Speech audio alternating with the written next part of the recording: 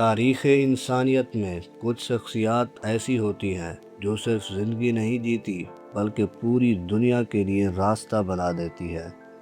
یہ کہانی ہے ایک ایسے انسان کی جس نے اپنی قوم کے عقیدے کو چیلنج کیا اور باطل کے بت توڑ ڈالے۔ یہ وہی ہیں جنہیں آگ میں ڈالا گیا مگر آگ بھی انہیں جلا نہ سکی۔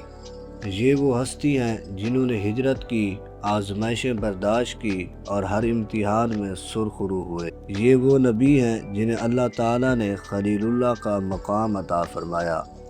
آج ہم جانیں گے ان کی پیدائش، ان کی سچ کی تلاش، بت شکنی کا واقعہ، ہجرت، آزمائش اور ان کی عظیم قربانیاں۔ ایک کہانی ہے توحید کے علم بردار حضرت ابراہیم علیہ السلام کی۔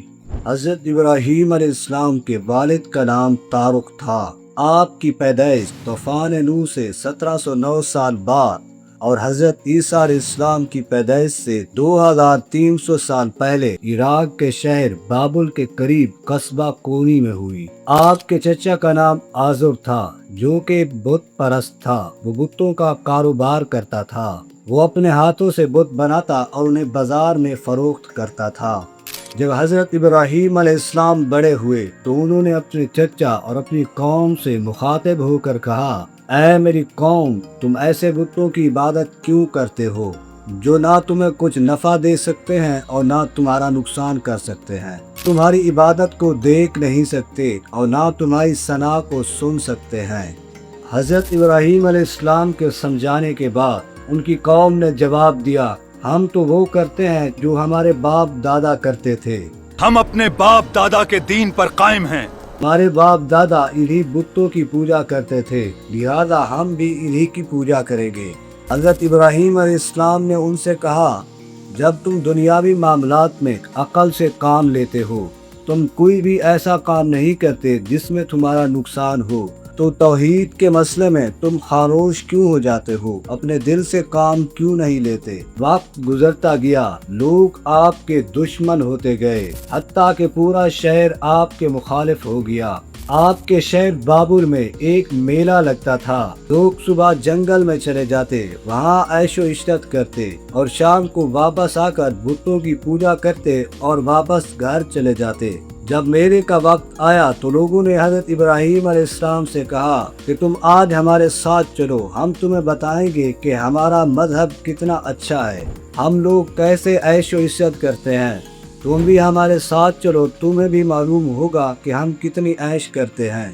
اے ابراہیم، آج ہمارا میلہ ہے، ہمارے ساتھ چلو، ہم تمہیں دکھائیں گے ہمارا دین کتنا شاندار ہے۔ لیکن حضرت ابراہیم علیہ السلام نے ستاروں کی طرف دیکھا اور کہا، میں بیمار ہونے والا ہوں۔ آپ کا یہ جواب سن کر آپ کی قوم جنگل میں چلی گئی۔ پورا شہر خالی تھا، ہر طرف ویرانی تھی۔ حضرت ابراہیم علیہ السلام نے اس موقع کو غنیمت سمجھا، لہذا آپ نے تمام بت توڑنے کا فیصلہ کیا۔ آپ ایک بہت بڑے ہال میں گئے جہاں سارے بتوں کو رکھا ہوا تھا۔ جب آپ ہال میں داخل ہوئے تو سامنے ایک بہت بڑا بت کھڑا تھا، اس کے ارد گرد اور بھی بہت سے چھوٹے بت پڑے تھے۔ حضرت ابراہیم علیہ السلام نے بتوں سے کہا، تم کھاتے کیوں نہیں؟ لیکن تمام بت خاموش کھڑے رہے، کسی نے جواب نہیں دیا۔ پھر حضرت ابراہیم علیہ السلام نے کہا، تم بولتے کیوں نہیں؟ تمہیں کیا ہو گیا ہے؟ پھر آپ نے غصے میں آ کر کلہاڑا اٹھایا اور بتوں کو توڑنا شروع کر دیا۔ آپ نے ایک ایک کر کے تمام چھوٹے بتوں کو ٹکڑے ٹکڑے کر دیا۔ پھر کلہاڑا اس بڑے بت کے کندھے پر کھڑا کر دیا۔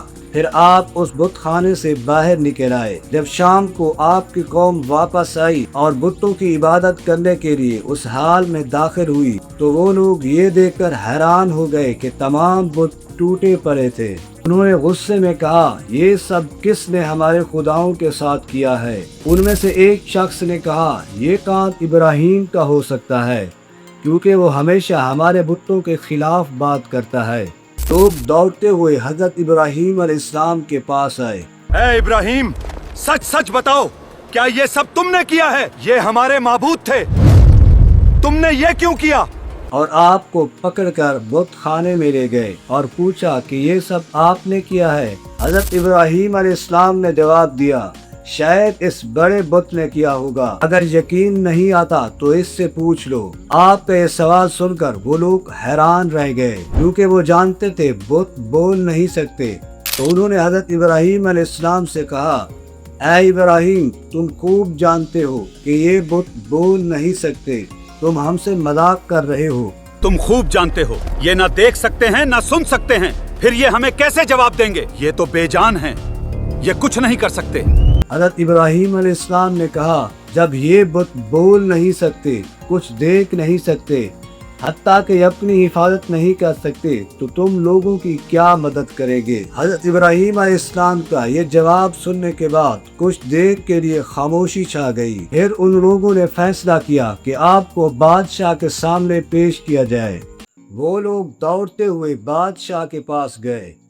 اس وقت کے ظالم بادشاہ کا نام نمرود تھا۔ جب لوگوں نے ان سے کہا کہ ایک شخص ہے جو ہمارے معبودوں کو برا بھلا کہتا ہے اور اس نے ہمارے تمام بت توڑ ڈالے، جب نمرود نے یہ سنا تو حکم دیا کہ ابراہیم کو میری عدالت میں پیش کیا جائے۔ لوگ دوڑتے ہوئے حضرت ابراہیم علیہ السلام کو پکڑ کر اس ظالم بادشاہ کے دربار میں لائے۔ پھر حضرت ابراہیم علیہ السلام اور نمرود کے درمیان ایک مناظرہ ہوا۔ نمرود نے کہا، اے ابراہیم، تم مجھے اپنے معبود کے بارے میں بتاؤ کہ وہ کیسا ہے۔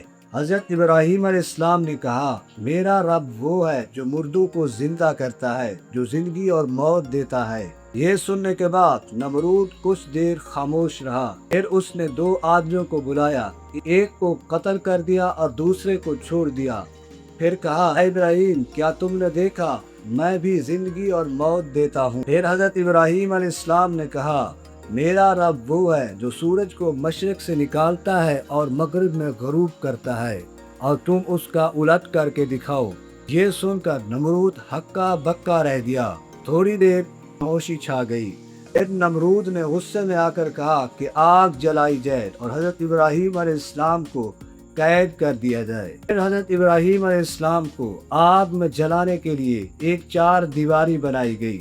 40 دن تک مسلسل لکڑیاں اکٹھی کی گئی۔ شہر کا ہر ایک شخص لکڑیاں اکٹھا کرنے لگا، حتیٰ کہ جب کوئی بڑھیا بیمار ہوتی تو وہ بھی کہتی کہ اگر میں ٹھیک ہو گئی تو ابراہیم کو جلانے کے لیے لکڑیاں لاؤں گی۔ لکڑیاں اکٹھا کرنے کے بعد مسلسل 40 دن تک آگ کو جلایا گیا۔ 40 دن بعد آگ اتنی گرم ہو گئی کہ کوئی پرندہ بھی آگ کے اوپر سے نہیں گزر سکتا تھا۔ پھر ایک مسئلہ آیا کہ حضرت ابراہیم علیہ السلام کو آگ میں کیسے ڈالا جائے، کیونکہ آگ کسی کو اپنے نزدیک نہیں آنے دیتی۔ لہذا اس مسئلے میں شیطان نے ان کی مدد کی۔ شیطان نے انہیں مشورہ دیا کہ ایک منجیک بنائی جائے اور اس میں حضرت ابراہیم علیہ السلام کو بٹھا کر آگ میں پھینکا جائے۔ یہ دنیا کی سب سے پہلی منجیک تھی جو حضرت ابراہیم علیہ السلام کو آگ میں ڈالنے کے لیے بنائی گئی۔ جب حضرت ابراہیم علیہ السلام کو آگ میں ڈالا گیا تو تمام فرشتے اور جن پریشان ہو گئے۔ حضرت جبرائیل علیہ السلام آپ کی خدمت میں حاضر ہوئے۔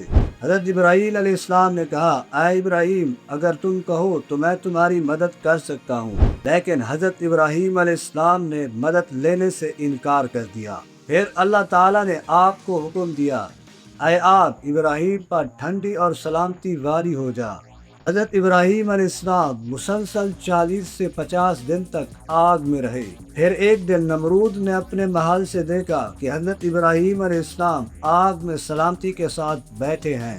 نمرود نے سوچا کہ ابراہیم نے آگ پر جادو کر دیا، لہذا اس نے یہ معلوم کرنے کے لیے ایک بوڑھے کو آگ میں پھینکا اور آگ نے اسے جلا کر راکھ کر دیا۔ پھر اس نے کہا، اے ابراہیم، کیا تم آگ سے باہر آ سکتے ہو؟ پھر حضرت ابراہیم علیہ السلام آگ سے باہر تشریف لائے۔ نمرود نے کہا، جب میں نے تمہارے رب کی عزت و قدرت کو دیکھا تو میں نے نظر مانی کہ میں تمہارے رب کا قرب حاصل کرنے کے لیے قربانی کروں گا، اس لیے میں تمہارے رب کے حضور 4000 گائے کی قربانی پیش کر رہا ہوں۔ حضرت ابراہیم علیہ السلام نے فرمایا، جب تک تم اپنے دین پر قائم ہو اس وقت تک اللہ تعالیٰ تمہاری قربانی قبول نہیں کرے گا۔ نمرود نے کہا، میں اپنی بادشاہی تو نہیں چھوڑ سکتا، مگر میں قربانی ضرور کروں گا۔ اس کے بعد اپنی نظر کے مطابق نمرود نے 4000 گائے ذبح کی اور آئندہ حضرت ابراہیم علیہ السلام کو سزا نہ دینے کا فیصلہ کیا، البتہ وہ کفر پر ڈٹا رہا۔ پھر اس کے بعد اللہ تعالیٰ نے نمرود اور اس کی قوم پر مچھروں کا عذاب بھیجا۔ ایک مچھر نمرود کے ناک کے راستے سے اس کے دماغ میں داخل ہو گیا اور وہ مسلسل نمرود کو کاٹتا تھا۔ جب اوپر سے دھمک پہنچتی تو کاٹنا چھوڑ دیتا، ورنہ کاٹتا رہتا تھا۔ دن رات نمرود کے سر پر جوتے اور تھپڑ پڑتے رہتے تھے۔ اب اس کے دربار کا ادب یہ تھا کہ جب بھی کوئی آئے اس کے سر پر جوتا رسید کرے۔ نمرود کی کل عمر 800 سال تھی۔ 400 سال تک تو اس میں عیش و عشرت کی، پھر 400 سال تک مچھر اسے کاٹتا رہا، پھر آخرکار وہ مر گیا۔ پھر حضرت ابراہیم علیہ السلام نے کابل سے مصر کی طرف ہجرت کی۔ راستے میں جہاں بھی رکتے لوگوں کو توحید کی دعوت دیتے۔ مصر سے فلسطین تشریف لے گئے۔ یہاں کے لوگوں نے آپ کا پرجوش استقبال کیا اور بہت سی زمینیں آپ کی خدمت میں بطور نذر پیش کی۔ اس زمین میں کھیتی باڑی سے اللہ تعالیٰ نے بہت برکت عطا فرمائی۔ آپ کے پاس غلہ اور جانور کافی مقدار میں ہو گئے۔ آپ نے غریبوں اور مسافروں کو رہنے اور کھانے کی سہولیات عطا کی۔ اس طرح مہمان نوازی میں آپ کو ایک منفرد مقام عطا ہو گیا۔ ایک دن حضرت سارہ علیہ السلام نے آپ سے کہا، ہمارے پاس اللہ تعالیٰ کے کرم سے دنیا کی ہر نعمت موجود ہے، مگر ایک اولاد کی کمی ہے، اس لیے آپ ہاجرہ سے نکاح کر لیں، ہو سکتا ہے کہ اللہ تعالیٰ ہمیں اولاد عطا فرمائے۔ اس طرح حضرت سارہ علیہ السلام کے کہنے پر حضرت ابراہیم علیہ السلام نے حضرت ہاجرہ علیہ السلام سے نکاح کر دیا۔ حضرت ابراہیم علیہ السلام نے اللہ تعالیٰ سے دعا کی، اے میرے رب مجھے نیک اولاد عطا فرما۔ پھر اللہ تعالیٰ نے آپ کی دعا قبول کی۔ اللہ تعالیٰ نے آپ کو بشارت دی کہ آپ کو ایک بیٹا عطا کیا جائے گا جو بہت حلیم ہوگا۔